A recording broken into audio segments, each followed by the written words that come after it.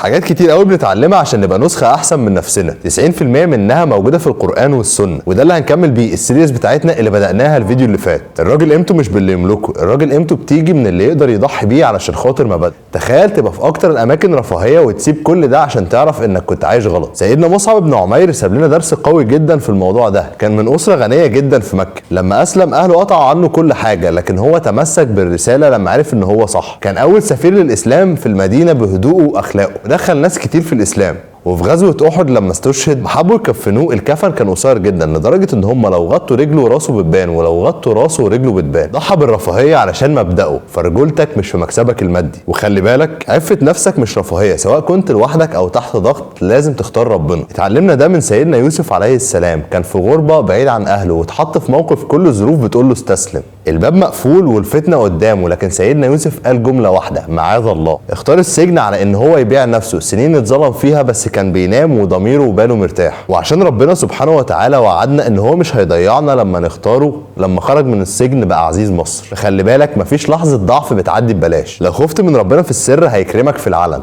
ده معناه انك لازم تحمد ربنا حتى وانت خسران كل حاجه. معنى انك خسرت كل حاجه مش لازم تفهمه دلوقتي، خليك واثق في حكمه ربنا، ومع كل الحمد لله هتقولها ربنا هيعوضك عوض ينسيك بيه كل حاجه وحشه شفتها في حياتك. ده اللي علمه لينا سيدنا ايوب عليه السلام، مرض طويل وسنين ألم اتعذب فيها، كل الناس بعدت عنه وضاعت كل املاكه، وصحته حتى ما بقتش تتحمل ان هو يجيب لنفسه ميه، لكن ما اشتكاش لاي حد وما كانش بيقول غير دعاء ربي اني مسني الضر وانت ارحم الراحمين. ما اعترضش ولا غضب، كان بيدعي بهدوء وهو واثق في ربنا. وزي ما ربنا وعدنا رد له الصحه ورجع له المال والجاه اضعاف. الحكمه من رساله سيدنا ايوب عليه السلام مش اننا ما نتألمش، بس نصبر ونحتسب عند ربنا، ونكون واثقين ان رب الخير لا ياتي الا بالخير. وبرضه قوتك مش في جسمك وعضلاتك، قوتك في رحمتك. تخيل تبقى بتنتصر على عدوك بس تسامحه.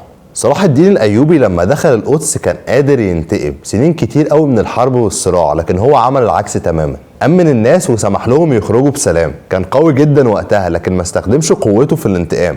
الحكمه اللي سابتها لنا القصه دي ان قوتك مش في انك تقدر تاذي قد ايه، لكن هتقدر تسامح على ايه وتختار الرحمه وقت اللزوم. ازاي توجه قوتك صح، دي اعلى شيء من الرجال.